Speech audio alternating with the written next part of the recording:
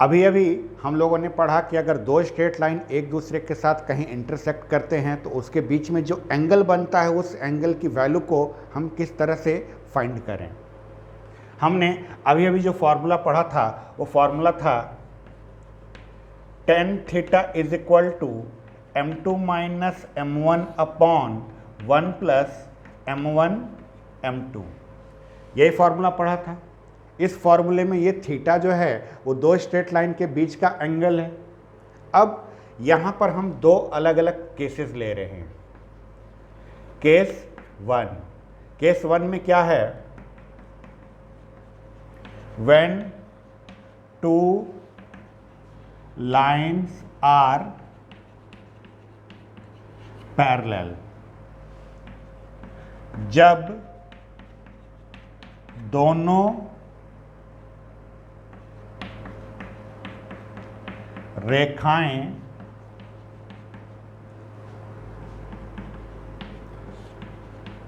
समानांतर हों।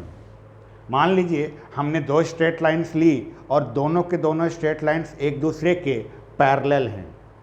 जरा फोटो में देखिए, मान लीजिए ये हमारा पहला स्ट्रेट लाइन है और ये हमारा दूसरा स्ट्रेट लाइन है। ये दोनों के दोनों स्ट्रेट लाइन एक दूसरे के पैरेलल हैं। ये दोनों स्ट्रेट लाइन अगर एक दूसरे के पैरेलल हैं तो जरा सोचिए, ये अगर पैरेलल हैं तो ये तो कहीं पर भी एक दूसरे को इंटरसेक्ट ही नहीं करेंगे। चाहे आप इस लाइन को इधर बढ़ा दीजिए या इस लाइन को इधर बढ़ा दीजिए, ये दोनों के दोनों स्ट्रेट लाइन कभी भी एक दूसरे को इंटरसेक्ट नहीं करेंगे। इंटरसेक्ट नहीं करेंगे तो इसके बीच में तो कोई एंगल ही नहीं बनेगा।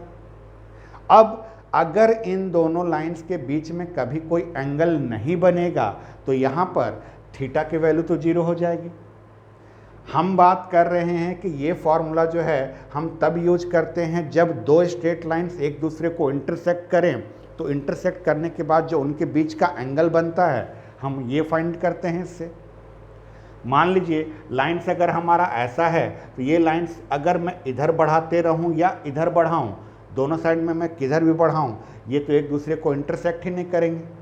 अगर इंटरसेक्ट नहीं करेंगे तो इसके बीच में एंगल भी नहीं बनेगा। एंगल नहीं बनेगा तो हम इसको बोलेंगे कि दोनों के बीच का एंगल 0 डिग्री है।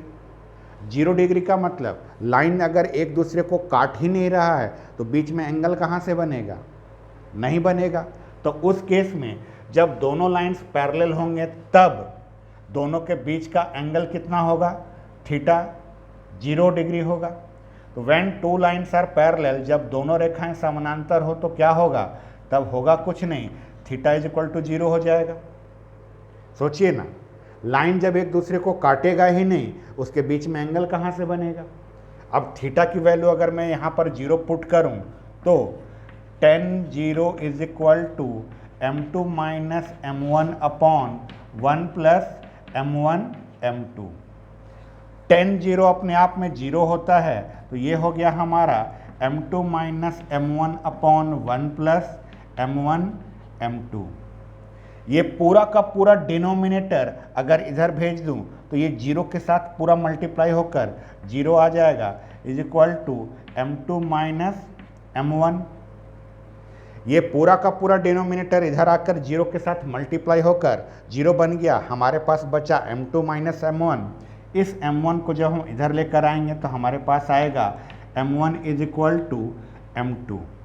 अब ये m1 is equal to m2 कब आया, m1 is equal to m2 तब आया जब हमने थीटा को 0 लिया।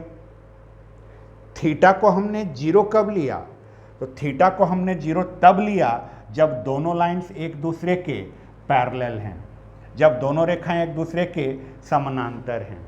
तो इस बात को ध्यान से समझिए कि अगर दो लाइंस एक दूसरे के पैरेलल होते हैं, दो रेखाएं अगर एक दूसरे के समानांतर होते हैं तो उन रेखाओं की प्रवणताएं आपस में बराबर होती हैं। दो लाइंस अगर एक दूसरे के पैरेलल हैं तो उनके स्लोप्स आपस में इक्वल होते हैं। इसी में हम केस 2 लेने वाले हैं। अब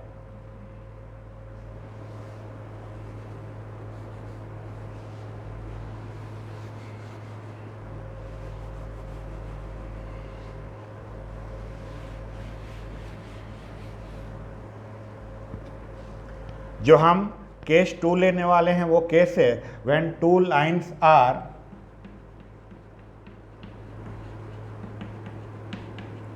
परपेंडिकुलर टू ईच अदर। जब दोनों लाइन्स एक दूसरे पर परपेंडिकुलर हों, जब दोनों रेखाएं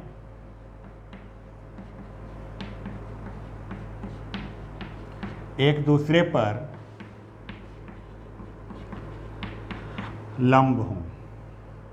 जरा समझने का प्रयास करिएगा कि हम यहाँ पर क्या बात कर रहे हैं। हम यहाँ बात कर रहे हैं, हम दो लाइंस के बारे में बात कर रहे हैं और ये दोनों लाइंस एक दूसरे पर परपेंडिकुलर हैं, एक दूसरे पर लंब हैं। अगर दो लाइंस एक दूसरे पर परपेंडिकुलर हैं तो दोनों के बीच में जो ये एंगल बनता है, ये एंगल कितने डिग्री का हो जाएगा? ये एंगल 90 डिग्री का हो जाएगा। अगर दो लाइन एक दूसरे के ऊपर परपेंडिकुलर हैं तो उनके बीच का जो एंगल बनेगा वो अपने आप 90 डिग्री हो जाएगा।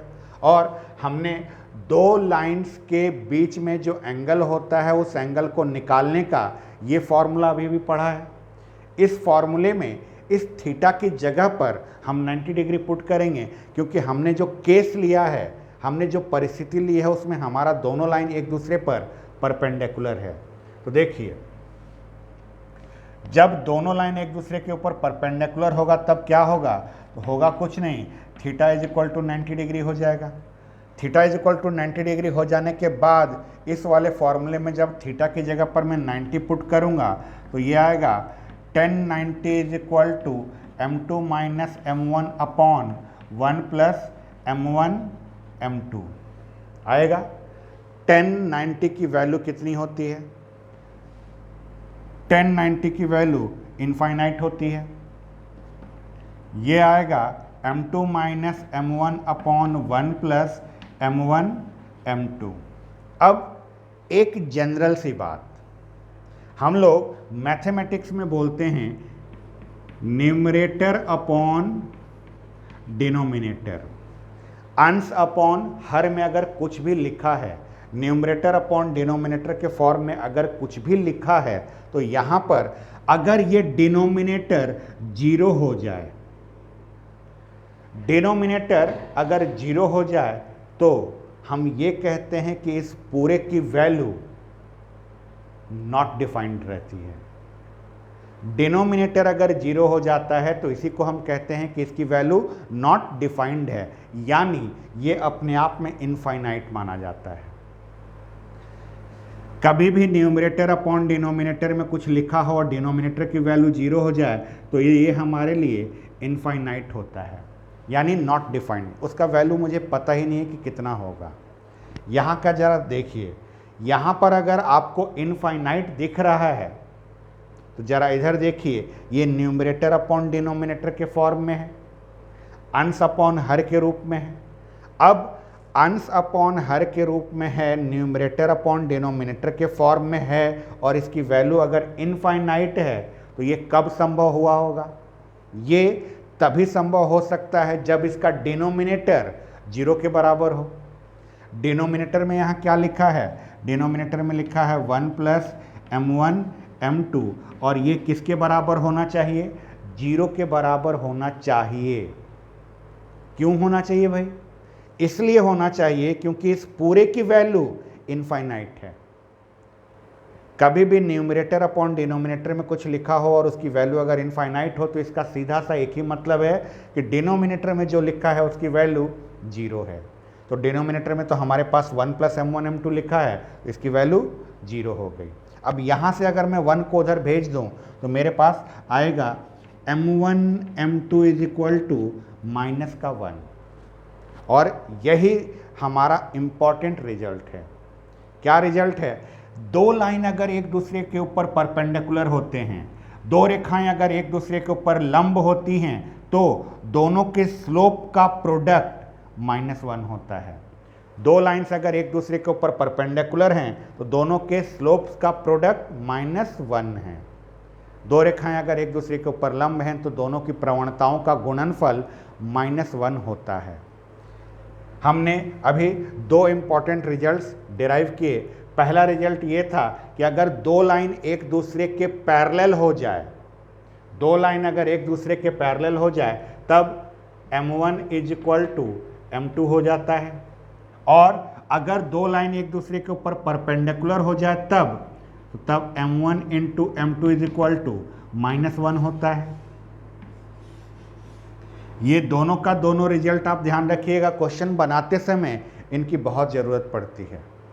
क्वेश्चन में आप हमेशा इस चीज़ को ध्यान से समझिएगा कि अगर कहीं पर लिखा है कि दो लाइन एक दूसरे के पैरेलल है तो समझ जाइएगा कि उनका स्लोप आपस में इक्वल होगा, या किसी क्वेश्चन में अगर ऐसा बताया गया है कि दो लाइन एक दूसरे के ऊपर परपेंडिकुलर है तब आप समझिएगा कि उन दोनों लाइंस के स्लोप का प्रोडक्ट -1 के बराबर है।